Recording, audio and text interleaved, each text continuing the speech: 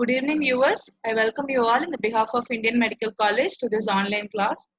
Dear viewers, in today's session, we have a great speaker, our beloved Dr. Mridula ma'am, who is a professor and head from the Department of Anatomy, Apollo Medical College from Hyderabad with us. She is having several years of teaching experience in her field, and madam will be taking a class today on the topic thoracic diaphragm. Good evening, and I welcome you, ma'am. It's an immense pleasure to have you here with us. Thank you. Thank you, ma'am. For dear viewers, if you have any doubts or any other clarification, you can just type them in the comment section below, and your queries will be clarified by our ma'am at the end of the session. Madam, I kindly request you to start the presentation. Thank you so much. Thank you very much. Okay, so today we are going to discuss one of the interesting topic, that is the thoracic diaphragm. So what do you mean by a diaphragm? So generally when you come, diaphragm is a part that divides or separates. It can be anything. When you come for our human body, there are so many transverse diaphragms in the body. These transverse diaphragms help to compartmentalize the different body cavities. So when we come for our body, we have four different parts, that is the cranium, the thorax, abdomen, and the pelvis. So all these are separated by the transverse diaphragms what we have. So all of us know only one major diaphragm, that is the thoracic diaphragm we think. But besides that, there are other diaphragms present.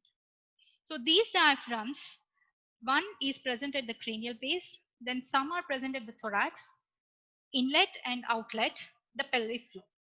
And all these are formed because of the vertebral change functions. Each diaphragm is unique. It stretches from the front to the back, separating all the cavities. Now, when we come for our main diaphragms, we have a cranial diaphragm, the thoracic diaphragms, the cervical diaphragm, and the pelvic diaphragm. I'm not going into the details of each diaphragm. I'll just introduce you for the diaphragm. Then we go for the thoracic diaphragm in detail. The first one is a cranial diaphragm, which is nothing but the diaphragma sella. As all of us know, the meninges are dura, arachnoid, and pia mater. And among them, the dura mater has two layers in that. That is the outer endosteal and inner meningeal layer, which forms four foldings. And among that four foldings, one of them is the diaphragma sella. This diaphragma sella is also a diaphragm, which is separating the sella turcica from other parts. So in the sella turcica, we have the pituitary gland, and that is covered by this diaphragma sella. So that is the first diaphragm what we have in our body. The next diaphragm is the cervical diaphragm, which is separating the oral cavity from neck, which is formed mainly by a muscle called as the mylohyoid, which is starting from the mylohyoid line of the mandible and comes to the midline. The thoracic diaphragms, one at the upper part called as a thoracic inlet diaphragm, and one at the lower part, that is the thoracic outlet diaphragm. The thoracic inlet diaphragm is formed by Simpson's fascia, which is a modification of the endothoracic fascia and the scalenus minimus muscle. This is also called as a suprapleural membrane. This separates the neck from the thorax.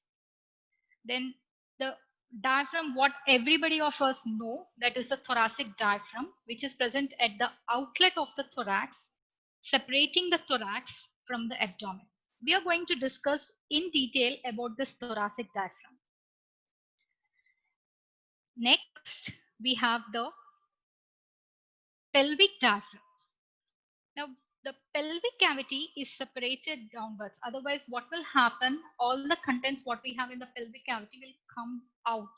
So there is something forming the pelvic floor, that is the pelvic diaphragm, which is formed by a muscle called as a levator ani and coccygeus. And in the anterior part of that, we have one more diaphragm called as the urogenital diaphragm. So it's so surprising that we have so many diaphragms in a body.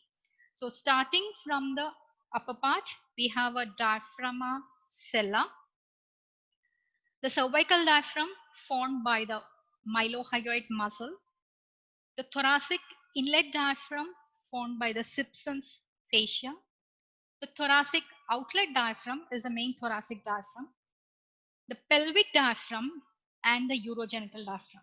So these are the different diaphragms what we have in our body.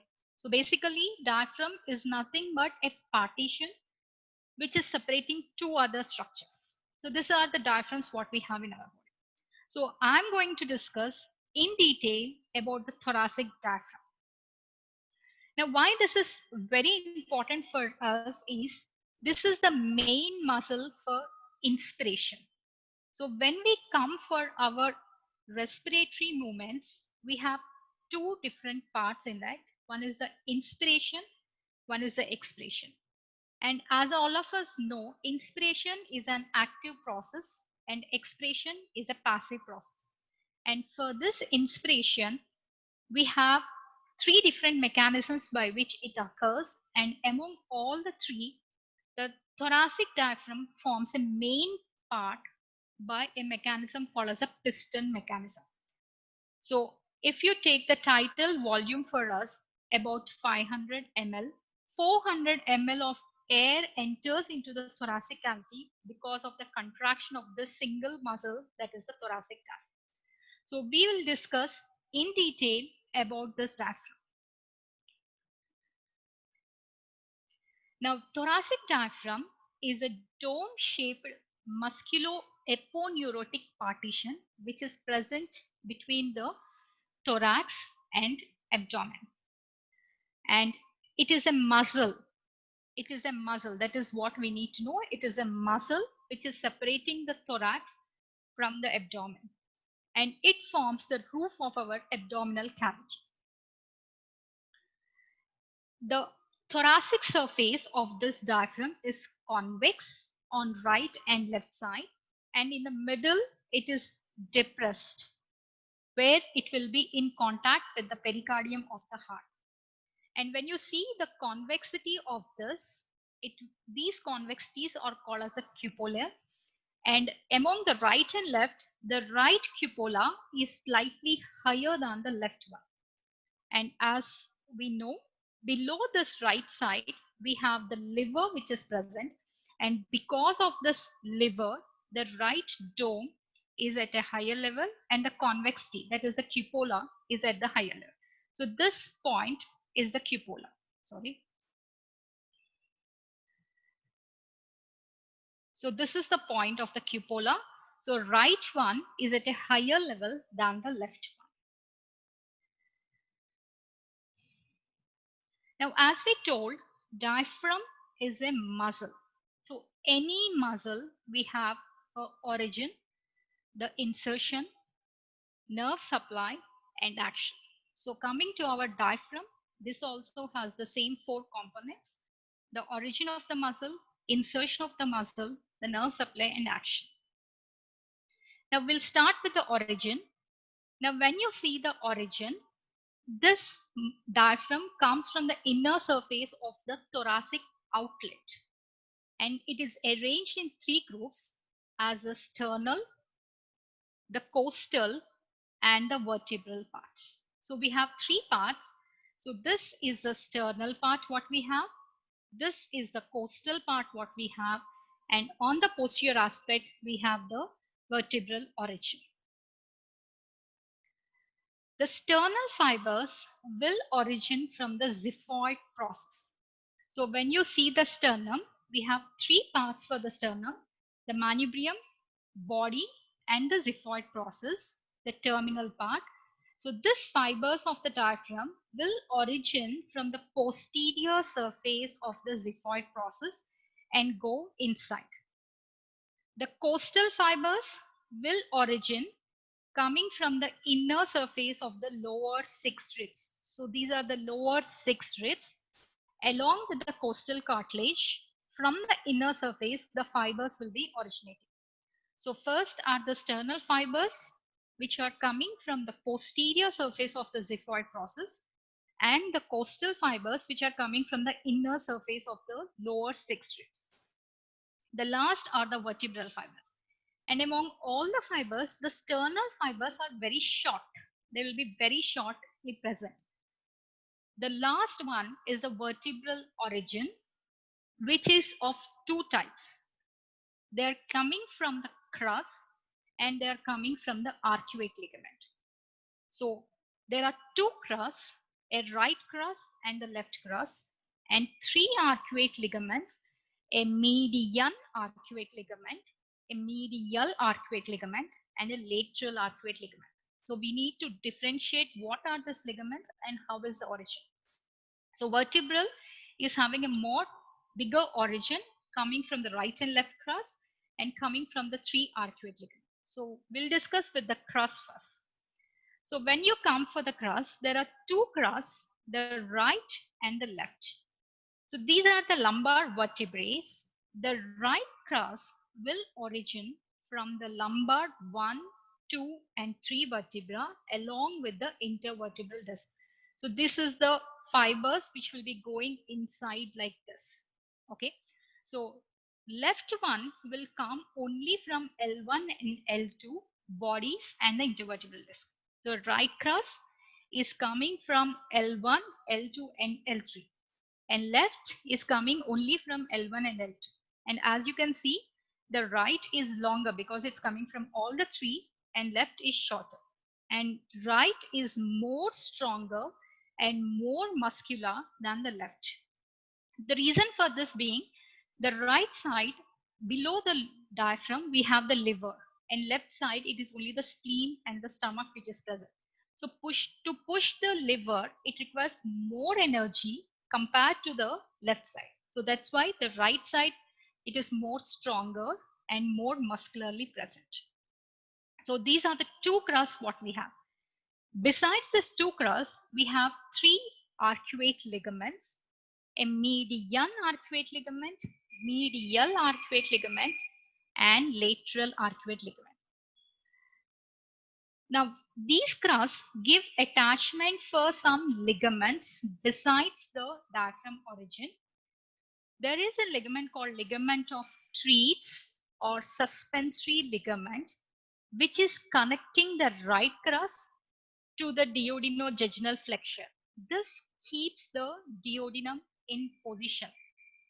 The third and fourth part continues with the jejunum. So this part is kept in position by this ligament called as a ligament of Treitz. And from left crus, there is a ligament called as a gastrophrenic ligament, which is connecting from the left crus to the greater curvature of the stomach. So these are the two extra ligaments which are not related to the diaphragm function as such, but there are connections between them. So a ligament of Treitz are the suspensory ligament extending from the right crus to the duodenojejunal flexure, and from the left crus we have a gastrophrenic ligament. So these are the two crus what we have. Coming to the arcuate ligaments, the first arcuate ligament is a median arcuate ligament. Median. This is present in the middle, connecting the two crus. The right and the left crus are connected by the ligament called as the median arcuate ligament, from which the fibers will be originating. Just behind the median arcuate ligament, we have a very important structure passing, that is the aorta. The next are the medial arcuate ligament. So this is the medial arcuate ligament, which is actually a thickening of the psoas fascia.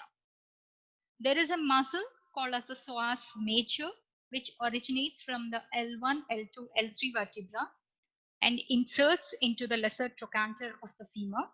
This muscle is covered by a fascia called as a psoas major muscle.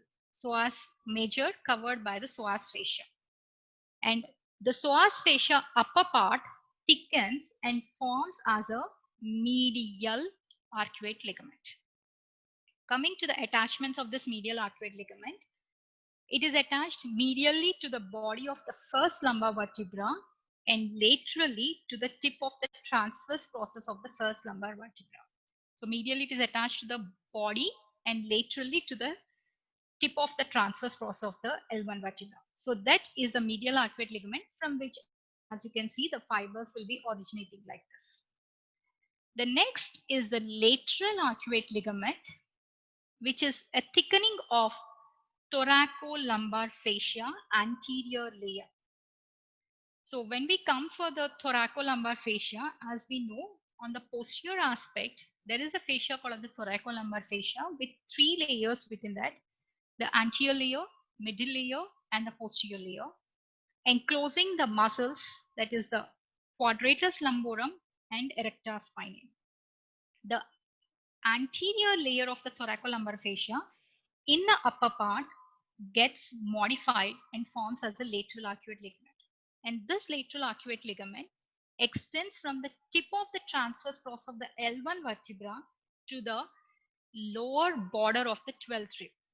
And I hope you remember, we told the psoas fascia, the thickening will form as a medial arcuate ligament, and that is extending from the body of the lumbar vertebra to the transverse process. So continuation of that, tip of the transverse process of the L1 vertebra to the lower border of the 12th rib, we have this lateral arcuate ligament, and which is giving the fibers of the thoracic diaphragm. So these are the 3 origins what we have.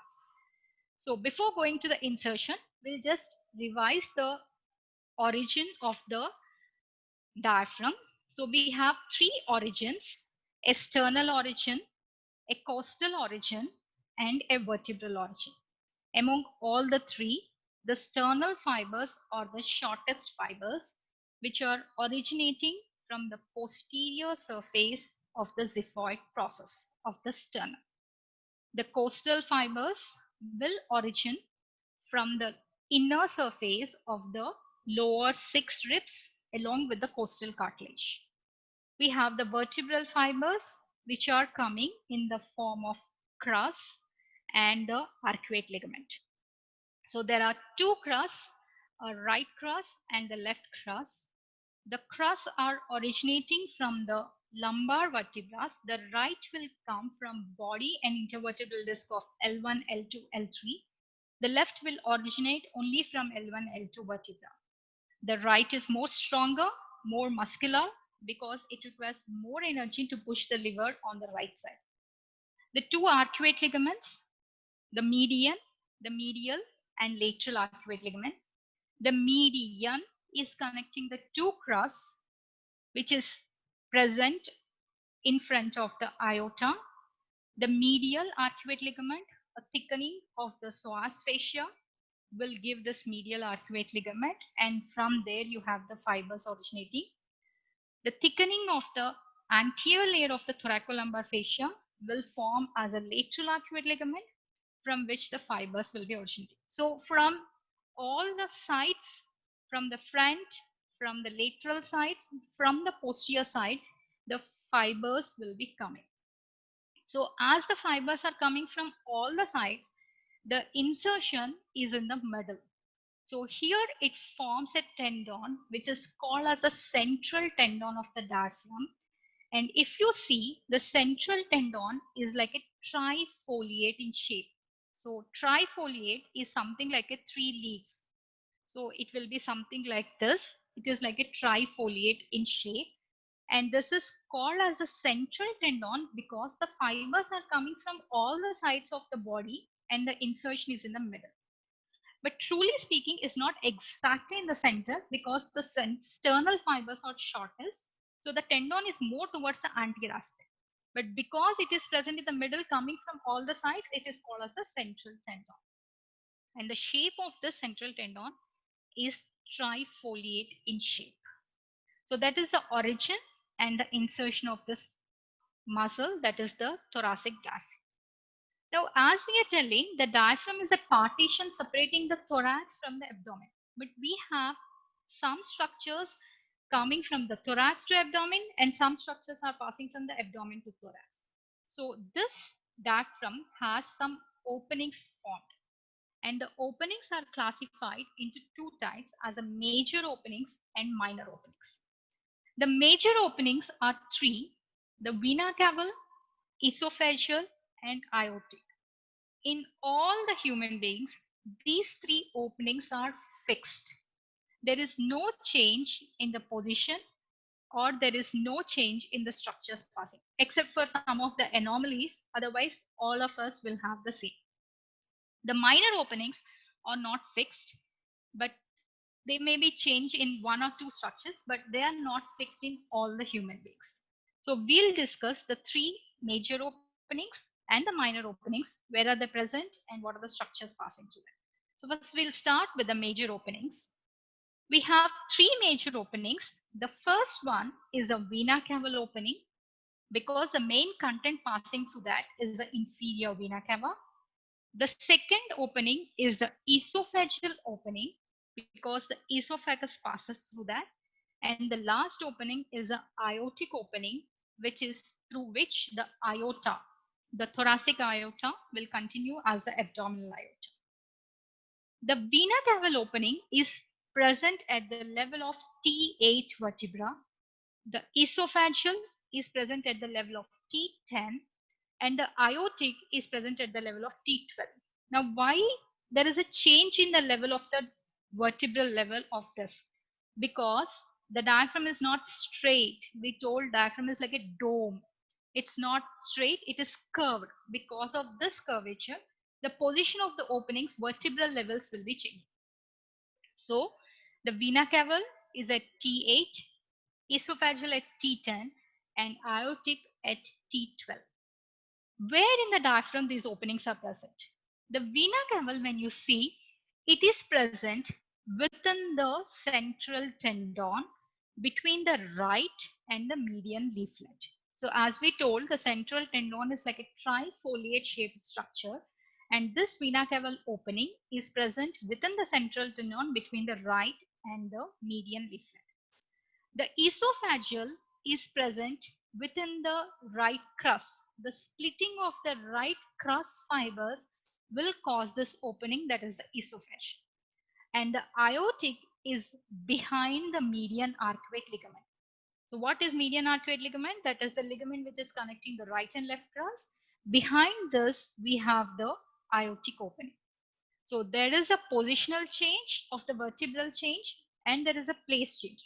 So vena cava at T8 within the central tendon, esophageal at T10 at the right crus, and the aortic at the level of T12 behind the median arcuate ligament.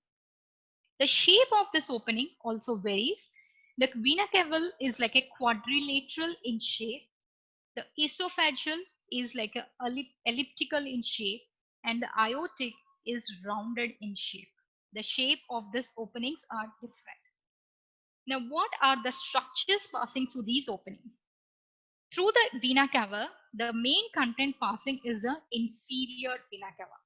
Besides that, the right phrenic nerve also passes through that, and some of the lymphatics of the liver will be passing. The esophageal, the main content is the esophagus. Besides that, the right and left vagal nerves and left gastric vessels will be passing. Through the aortic opening, aorta, thoracic duct, and azygous vein will be passing. These are the structures passing through the openings. Now, when we come for the diaphragm, the main action of the diaphragm is contraction. And when the diaphragm contracts, there is something happening with these openings. So what is the change? Whether these openings will dilate, constrict, or there is no change. We'll discuss. So first we'll start with the vena cava opening. This opening dilates. Now why the vena cava opening is dilating? When we see the position of the vena cava opening, it's present within the central tendon. The other thing what is happening is, when we come for the vena cava opening, the content passing through that mainly is the inferior vena cava. And the inferior vena cava structurally has three layers: the tunica intima, the tunica media, and the tunica adventitia. What happens is, the tunica adventitia will fuse with the fibers of the central tendon. So when the diaphragm contracts, these fibers which are present in the central tendon will try to pull, and the vena cava opening is dilated. That is what is happening. The inferior vena cava, the tunica adventitia, the outermost layer which is there, it fuses with the fibers of the central tendon. So when there is contraction of the muscle, the tendon will also expand and there is a dilatation of the vena cava. So what is the benefit of this for us? Because the dilatation of the vena cava opening is happening, there is more venous return during the contraction of the diaphragm. This is one use which is happening behind the thing. What is happening is the dilatation. The next opening, the esophageal opening, as we know, it is present within the right crust, and this opening will undergo constriction because it's present within the fibers, that is the origin fibers. This opening will constrict. Now, what is the benefit of this? Because when the diaphragm comes down, it causes pressure on the stomach. As the esophageal opening is getting constricted, there is no regurgitation of the food. If instead of constriction, the esophageal opening is dilated, imagine like that, what happens? The stomach is being compressed by the diaphragm and the esophageal opening is dilating, there will be regurgitation of the food. But that is not happening for us because it is undergoing the constriction. And the last opening is the aortic opening, what we have. And this opening undergoes no change. Why?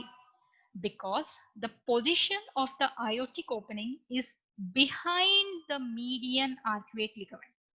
And it is no way concerned to the diaphragm because the diaphragm is originating from the median arcuate ligament. So the opening is behind this ligament. So it will not have any change when the diaphragm will be contracted.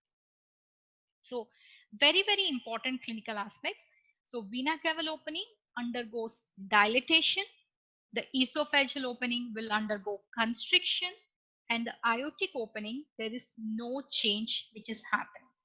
So these are the three major openings what we have in the diaphragm. Coming to the next part, that is the minor openings.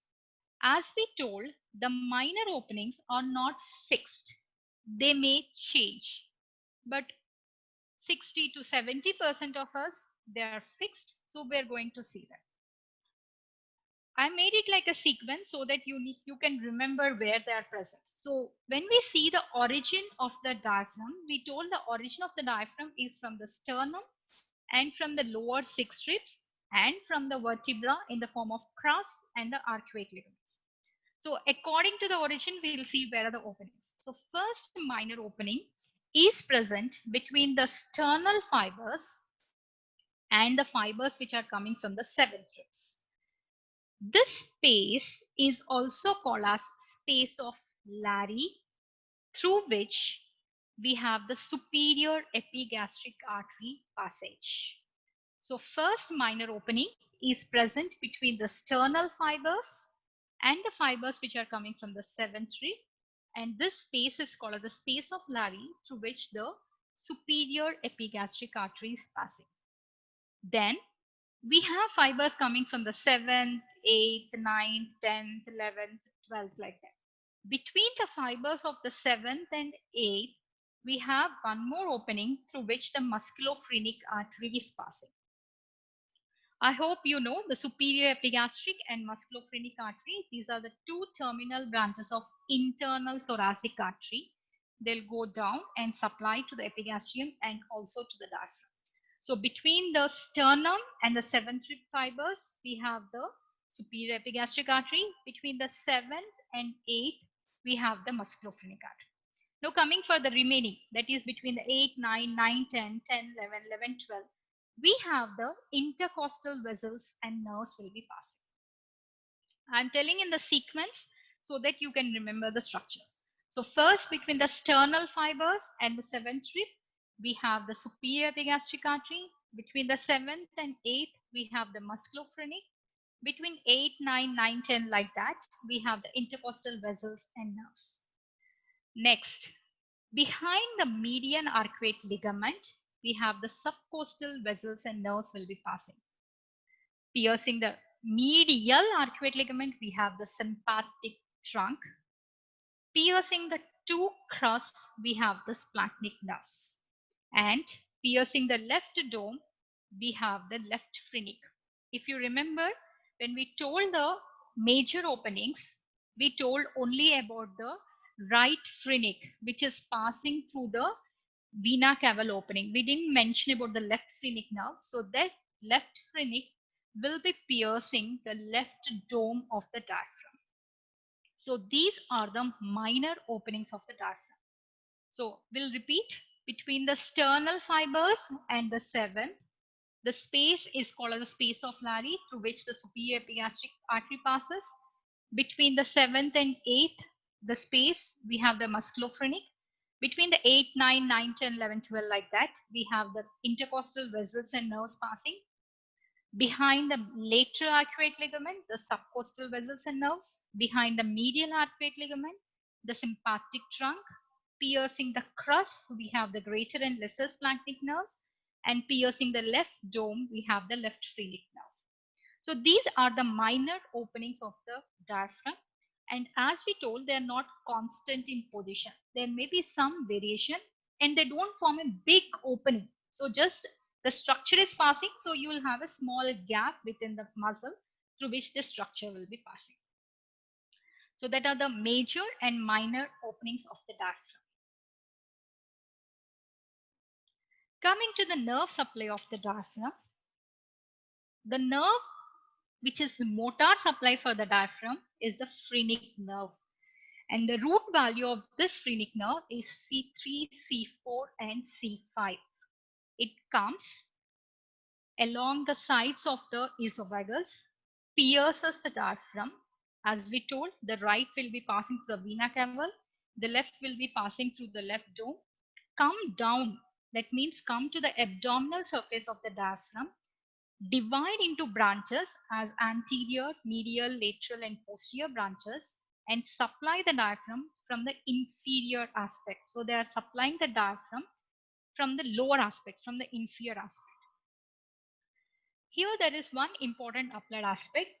As we know, C5 is forming a part of the brachial plexus. So here, this C5, as it is forming a part of the brachial plexus, there is something called as shoulder tip pain.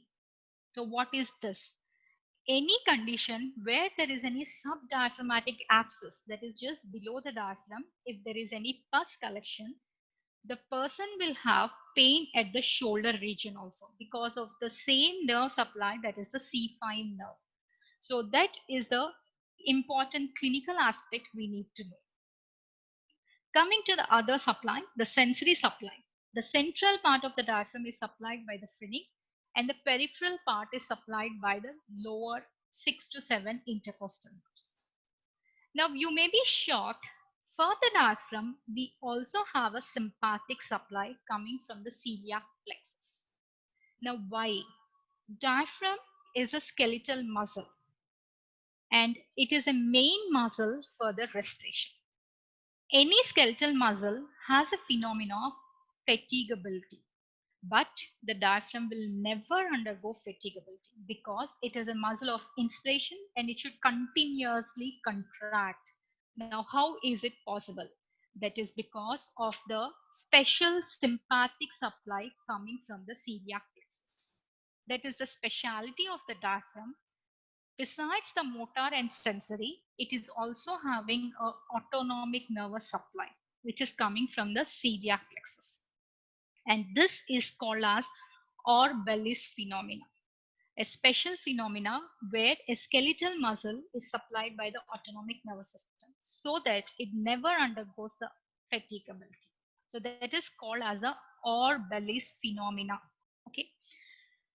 Now coming to the blood supply, it is supplied by the musculophrenic artery, which is a branch of the internal thoracic artery, the lower 5 to 6 posterior intercostal arteries, which are direct branches coming from the aorta, the superior phrenic and inferior phrenic again coming from the aorta. So all this will give the blood supply for the diaphragm. The venous drainage will be going into the corresponding veins. Now, coming to the action of the diaphragm. As we are telling from start, the diaphragm is the main muscle of inspiration. So one contraction of the diaphragm, there is 400 ml of the air which is entering into the thorax, as the vertical diameter of the diaphragm is of the thoracic cavity is increased. So when we take our mechanism of respiration, the thoracic cavity should either increase anteroposteriorly, transversely, or vertically so that air enters.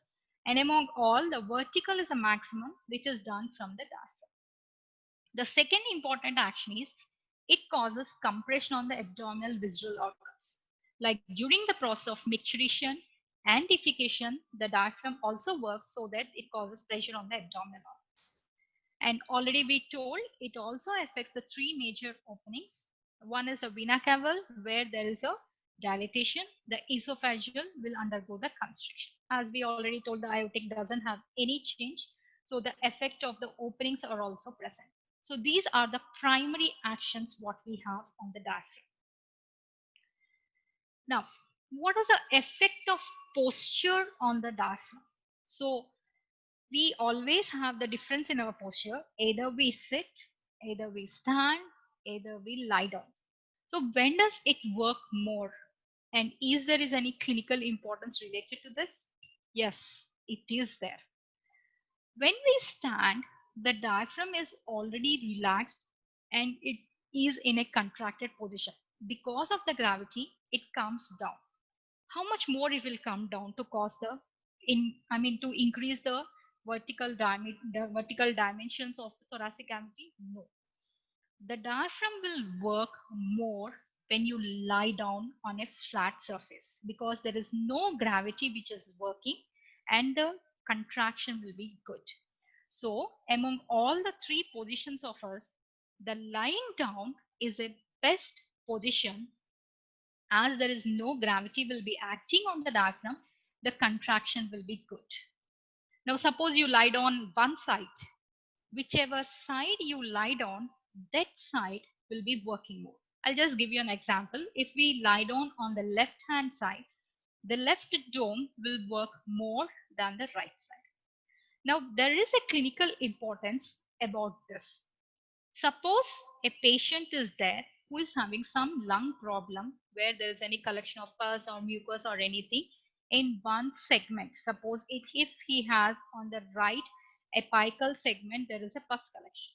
Now what we suggest is let the patient lie down on the left side, not on the right side. Why? What happens? Because if they lie down on the left side, the left dome is working more, so left lung receives more air compared to the right side. The other thing is, as the right lung is at a higher level, there is a thing called as a postural drainage of the bronchopulmonary segments. So the right lung is at a higher level and the apical lobe is at a higher level. Whatever the pus which is collected or whatever the mucus which is collected in the right upper lobe will be coming out. So always tell the patient to lie down on a normal side, not on the abnormal side. So this will help in two ways. One is that lung is functions more compared to the other side, and the second thing is for the postural drainage.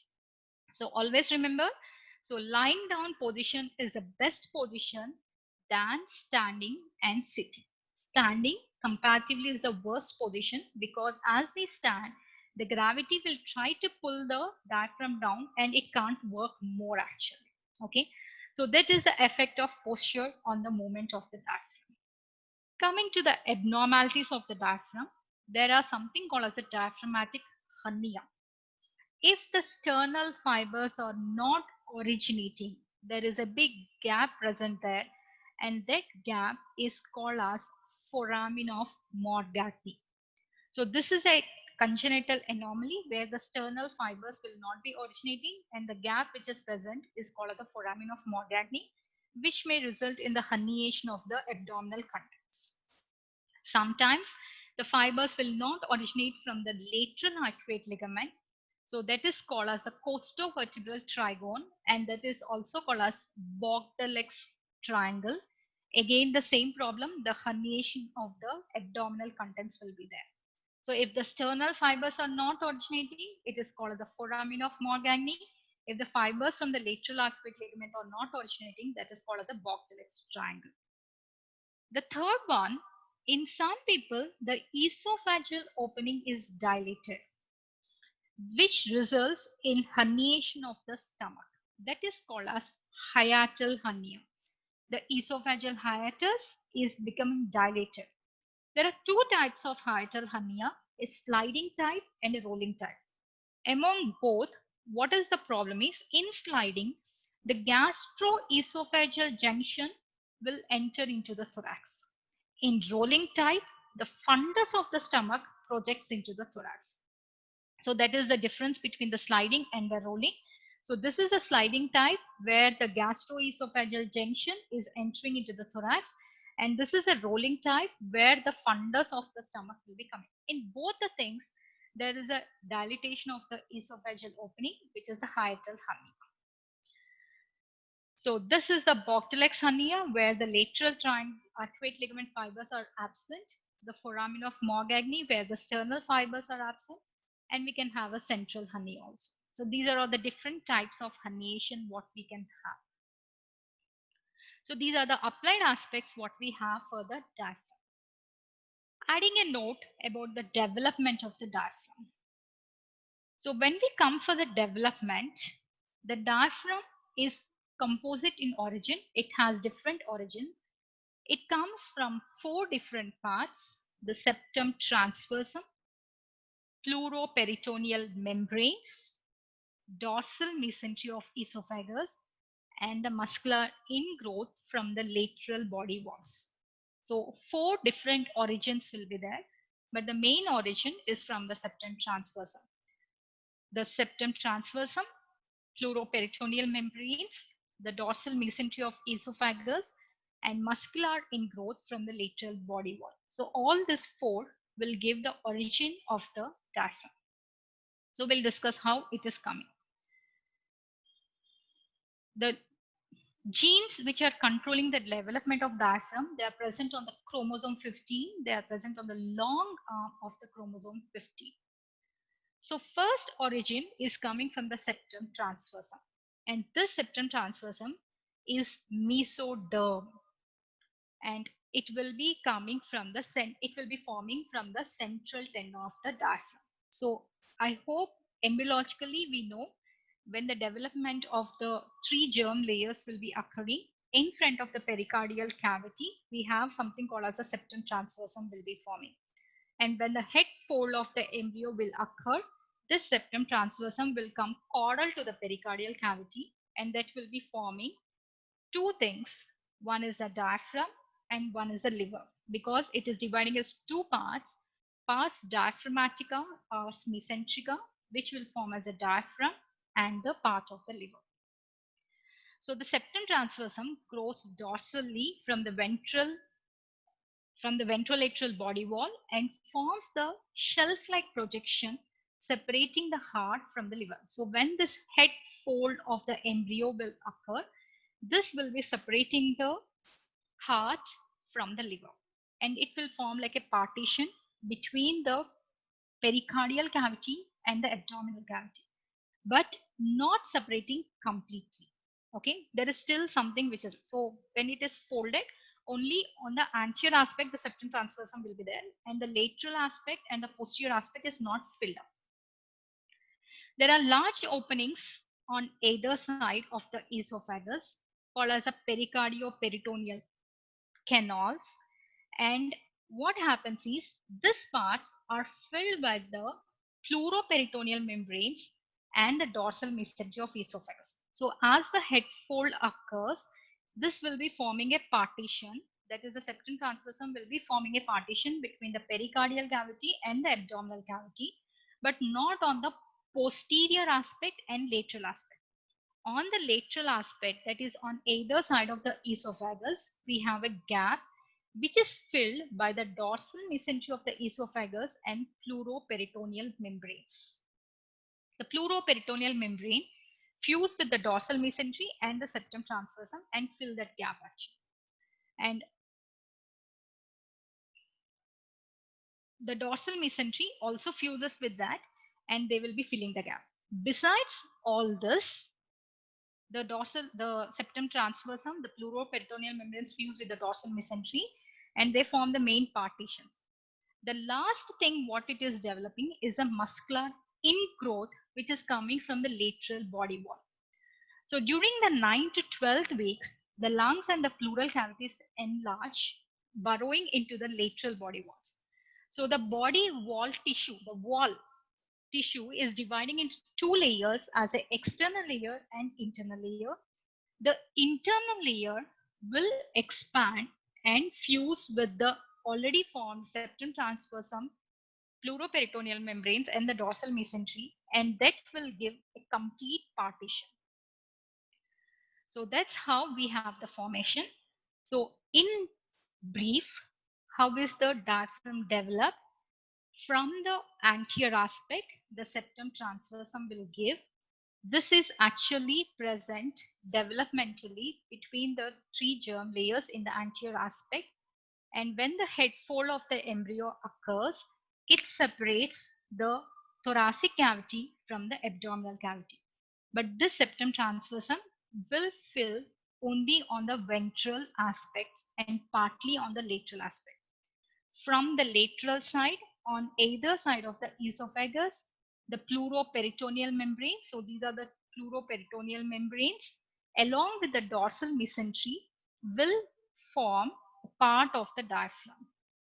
Besides this three, from the lateral body wall, from the whole of the body wall, there is a projection coming inside, and that will be filling the gaps, and that will be completely forming the diaphragm. So that's how we have the diaphragm. So the septum transversum, the mesentery, dorsal mesentery, the pleuroperitoneal membranes, and the muscular ingrowth all will help in the formation of the diaphragm. Then there is a positional change in the diaphragm. At the formation time only, the diaphragm is not present at the adult position. So during the 4th week, the septum transversum before relocation of the heart lies opposite the 3rd to 5th cervical somites. So why it is getting the nerve supply from the phrenic, which is having a root value of C3, C4, C5, is because of the development. As the diaphragm is coming from the septum transversum, which is present at the somatic levels of the 3rd to 5th, it receives the nerve supply from there. And later, the rapid growth of the dorsal part of the embryo will result in the descent of the diaphragm.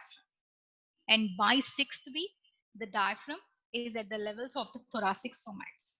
So the reason why phrenic nerve is giving the nerve supply for the diaphragm is because of the development.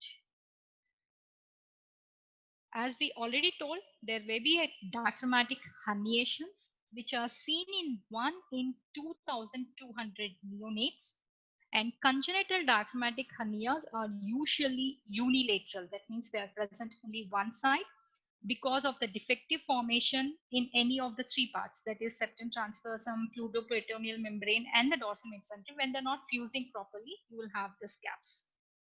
And the common birth defects are because of the Bogdalex. Most of the time it will be on the left side, and any of these congenital diaphragmatic hernias, the lungs are hypoplastic because the abdominal organs are being pushed into the thoracic cavity. The lungs are usually hypoplastic. So these are the features of the diaphragm. So before I end the session, I'll just brief about the diaphragm. So diaphragm is a muscular partition what we have between thorax and the abdominal cavity, and it is having three origins. It has three origins: the sternal origin, the costal origin, and the vertebral origin. The sternal origin coming from the posterior surface of the xiphoid, the costal origin coming from the inner surface of the lower six ribs, vertebral origin coming from right and left crust, coming from the bodies on the transverse process, right L1, L2, L3, left only from L1, L2. The median arcuate ligament connecting the two crusts, medial arcuate ligament thickening of the psoas fascia, lateral arcuate ligament thickening of the thoracolumbar fascia, anterior layer. All the fibers will come inside. Insertion will be a central tendon, which is like a trifoliate in shape. The tendon is more towards the anterior aspect because the sternal fibers are shortest. The nerve supply for the diaphragm is motored by the phrenic nerve, which is the main nerve supply. Besides that, it also has a sympathetic supply because it should not undergo the feature of fatigability. It has two types of openings, major openings and minor openings. The major openings are three: the vena cava, esophageal, and aortic at the level of T8, T10, T12. The vena cava is quadrilateral in shape, esophageal is elliptical, aortic is round egg shape. The position: vena cava is present in the central tendon, esophageal is present in the right crus, and the aortic is present behind the median arcuate ligament, through which the main contents will pass, that is the vena cava, esophagus, and aorta. And when the diaphragm contracts, the vena cava opening will dilate, esophageal will constrict, aortic, there is no change. Besides these major openings, there are so many minor openings between the sternal fibers and between the seventh rib. We have the passage for superior epigastric artery. Between the seventh and eighth, we have a passage of musculophrenic. Between all the rib fibers, we have the intercostal vessels and nerves piercing the lateral arcuate ligament, subcostal vessels and nerves. Then we have a sympathetic change and the splanchnic nerves which are piercing, and the left dome is pierced by the left phrenic nerve. The diaphragm main action is inspiration. Besides that, it affects all the three openings, causes contraction, compression on the abdominal organs. There are hernias which are formed when the origin of the muscle is not there. If the sternal fibers are not originating, the gap is called the foramen of Morgagni. If the fibers from the lateral arcuate ligament are not originating, it's called as the Bogdaleg's hernia. The development of the diaphragm when we come, it comes mainly from the septum transversum, which is forming major part of the diaphragm. Besides that, the pleuroperitoneal membranes, the dorsal mesentery of the esophagus, and from the ingrowth from the body wall will give the development of the diaphragm. And the long arm of the 15th chromosome will be controlling the diaphragm. So there are so many congenital anomalies if the fibers are not originating, and we can have the herniation of the intestines into the thoracic cavity, which besides the herniation, the other problem is it causes hypoplasia of the lungs. So these are the features of the diaphragm, the gross and the embryological aspects. Thank you. Please let me know if you have any doubts. You can put in the chat box or ask later so that I can clarify your doubts. Thank you so much, ma'am, for such a wonderful session. I hope our students would have got benefited through your session. And I kindly request you to stop sharing your slide. Yeah, thank you. So, thank you for a beautiful session. It was very informative. And students, please spread the word to all your friends so that everyone will get benefited. And you can please share our YouTube channel to this link and our Facebook page. You can also access the recorded video of MCQs, and also all the announcement of the sessions will be made at our Facebook page. So this is our upcoming session been taken by Dr. Mohammed Khalil on the topic miscellaneous gram-negative bacteria at 7 p.m. So students, stay tuned. Thank you so much, ma'am, for such a presence, and thank you for an informative session. Thank you. Thank you, students.